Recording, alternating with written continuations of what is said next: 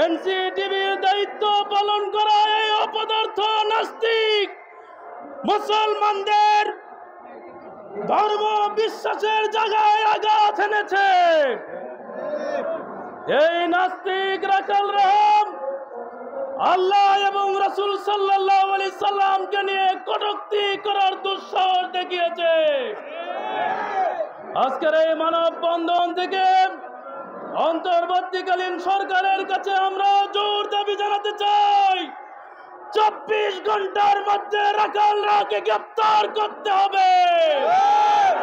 শুধু বাংলাদেশ নয়, পৃথিবীর যে প্রান্তেই কোন কুলাঙ্গার নাস্তিক মুরতাদরা রাসূল সাল্লাল্লাহু আলাইহি সাল্লাম এবং ইসলাম নিয়ে কটূক্তি করার দুঃশব্দ দেখাবে, তাদের টুটি চেপে ধরে দুনিয়া থেকে বিদায় করার ব্যবস্থা মুসলমান তৌহিদি জনতা করবে।